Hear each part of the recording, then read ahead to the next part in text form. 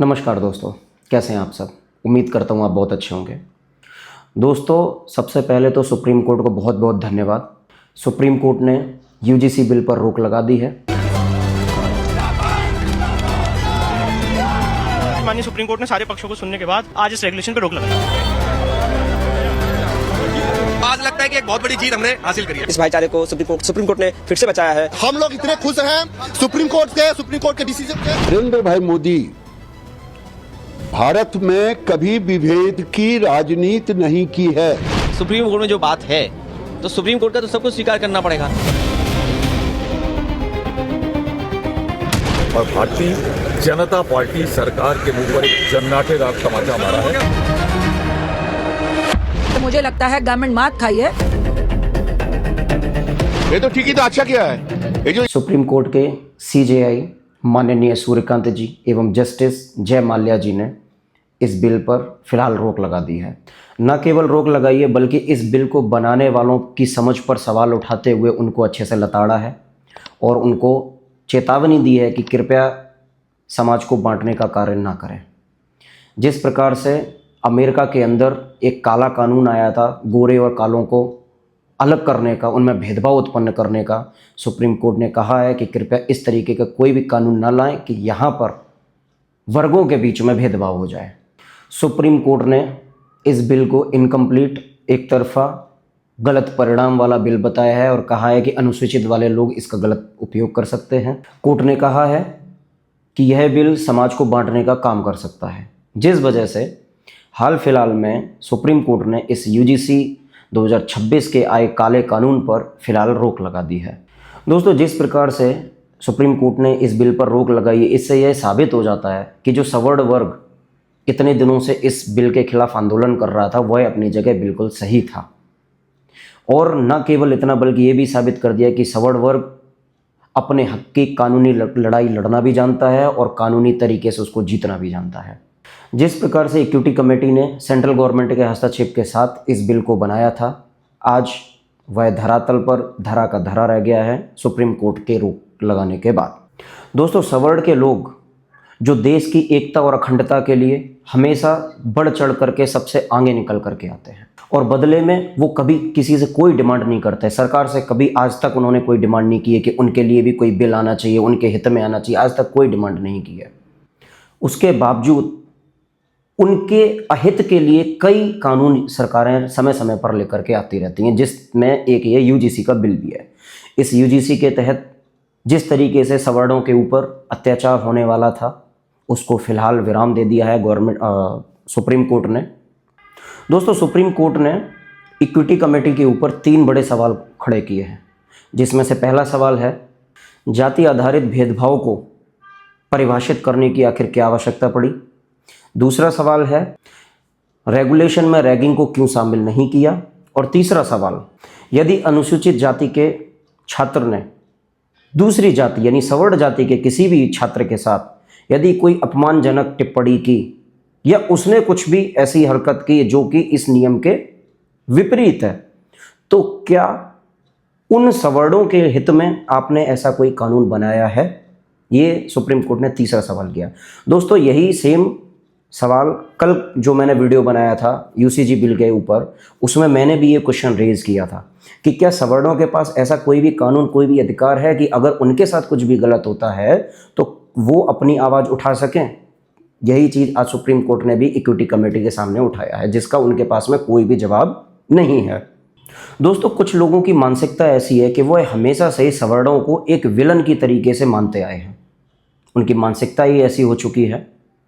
और ये जो यूजीसी 2026 का नया कानून है, इसके कुछ क्लॉज ऐसे हैं जो कि बाय डिफ़ॉल्ट जो सवर्ण वर्ग के लोग हैं उनको एक विलन बनाने में बढ़ावा देते हैं।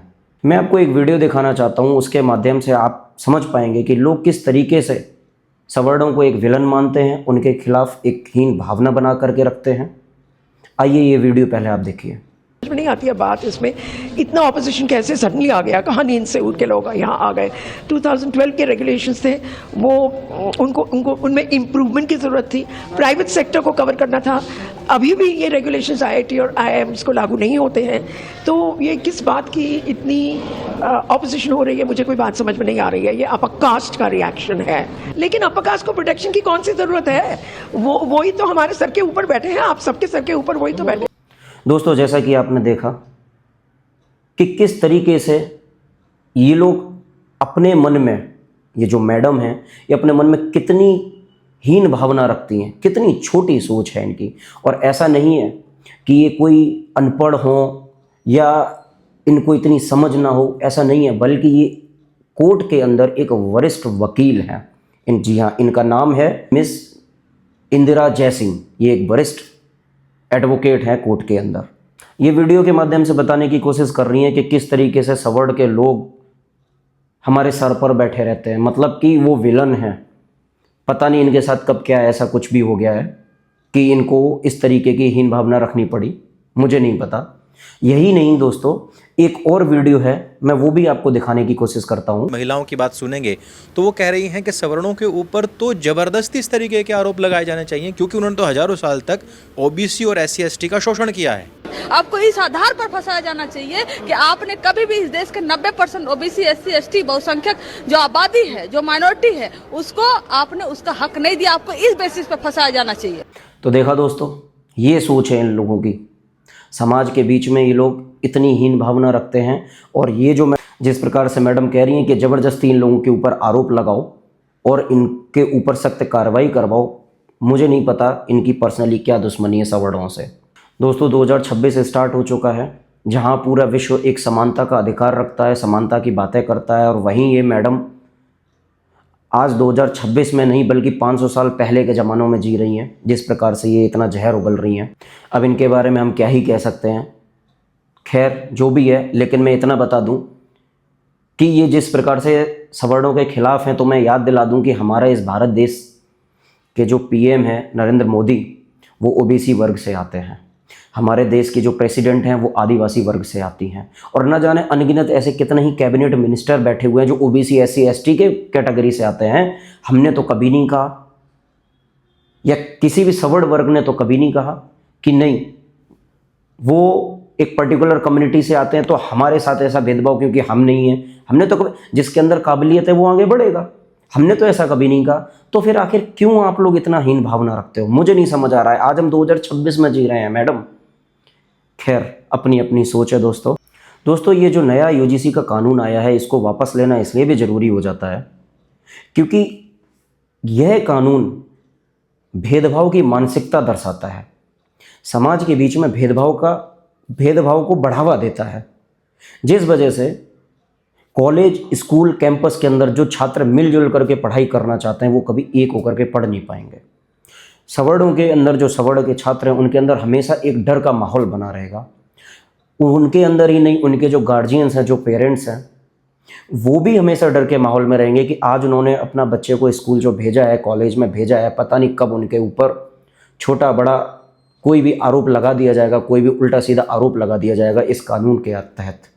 ये कानून समाज को कभी एक नहीं होने देगा। ये कानून हमेशा सभी वर्गों को बांटने का काम करेगा, जिस वजह से सुप्रीम कोर्ट ने जो रोक लगाई है वो बहुत अच्छा किया है, मैं उसका सपोर्ट करता हूँ। दोस्तों, कल के वीडियो में मैंने आपको बताया था कि एक भी विपक्ष की पार्टी इस बिल के खिलाफ में निकल करके नहीं आई है, ना ही सोशल मीडिया पर, ना ही किसी आंदोलन में, ना ही उनका कोई ट्वीट आया है, ना ही न्यूज़ में आया है। अमूमन ऐसा बहुत ही कम देखने को मिलता है। जब भी कोई एक सत्ताधारी पार्टी कोई भी बिल लेकर के आती है तो हमेशा ये देखा जाता है कि विपक्ष की पार्टी हमेशा उसका विरोध करने के लिए आती ही है, कभी बड़े लेवल पे, कभी छोटे लेवल पर, लेकिन विरोध जरूर करती हैं। लेकिन आखिरकार ऐसा क्या हुआ कि इस बार कोई भी विपक्ष की पार्टी इस बिल का विरोध करने सामने नहीं आई?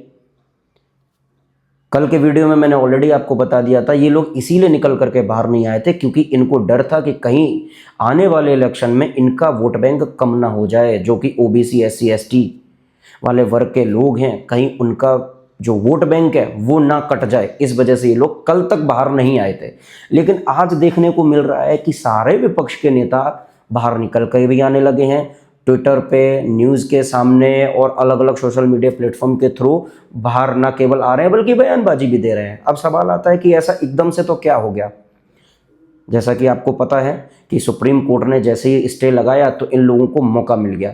ये जो विपक्ष के नेता अपने अपने बिल में छुप करके कल तक बैठे हुए थे, बिल के सपोर्ट में नहीं आ रहे थे, ना ही विरोध में आ रहे थे, चुपचाप चुप्पी बांध करके बैठे हुए थे, वही नेता आज जब सुप्रीम कोर्ट का फैसला आता है कि उसने स्टे लगा दी है तो वही दुबके हुए नेता अब बाहर निकल करके न केवल आए बल्कि बयानबाजी भी कर रहे हैं। क्यों? क्योंकि उनको ये मौका मिल गया कि भाई देखो, हम ना तो बिल के खिलाफ में थे और ना ही हमने कुछ कमेंट किया, सुप्रीम कोर्ट ने जो बोला हम तो बस उसको अग्री कर रहे हैं और उसके सपोर्ट में हाँ मिला रहे हैं। तो ये है इनका दोगलापन, इनका दोहरा मापदंड, दोहरा चरित्र। दोस्तों, मैं आपको बताना चाहूँगा कि एक तरफ तो ये नेता लोग और अन्य वर्ग के लोग जिस तरीके से सवर्णों पर हमला करते हैं, वाद विवादों के ज़रिए उन पर अटैक करते हैं, ये वही लोग हैं जो कुछ समय पहले, मैं एग्जांपल दूँ तो मायावती की पार्टी के किसी एक नेता ने कहा था, तिलक तराजू और तलवार इनको मारो जूते चार। ये सवर्णों के लिए कहा गया था। तब किसी को भेदभाव नहीं दिख रहा था, उस समय इन लोगों का वर्ग खतरे में नहीं था। आज जब सवर्ण जाति के लोग आंदोलन कर रहे हैं, प्रोटेस्ट कर रहे हैं, तो इनको गलत लग रहा है। उस समय पर आपका ये भाव कहाँ चला गया था? उस समय पर आपके मन में ये चीज़ें नहीं आई कि किस तरीके से आप पर्टिकुलर एक कम्युनिटी को हिट कर रहे हो। फिर आप खुद ही भेदभाव फैलाते हो और बाद में बोलते हो कि हमारे साथ ऐसा किया गया, हमारे साथ अन्याय हो गया। दोस्तों, सुप्रीम कोर्ट ने इस बिल में काफ़ी सारी त्रुटियों को बताते हुए कहा है कि इस यूजीसी नए कानून पर पुनर्विचार करने की आवश्यकता है। तब तक के लिए इस बिल पर कंप्लीटली रोक लगा दी गई है। कोर्ट ने कहा है कि यह बिल समाज को बांटने का कार्य करता है, इसलिए इस बिल की, इस कानून की जो नई सुनवाई है वो 19 मार्च को रखी गई है। तब तक के लिए कंप्लीटली इस पर रोक लगा दी गई है और इक्विटी कमेटी को पुनर्विचार करने के आदेश दिए गए हैं। दोस्तों, अब नेक्स्ट अपडेट इसका जब भी निकल करके आएगा मैं अपने यूट्यूब चैनल के माध्यम से आपको बता दूंगा। तब तक के लिए आपकी इस पर क्या राय है हमें कमेंट करके ज़रूर बताइएगा। तब तक के लिए जय हिंद, जय भारत।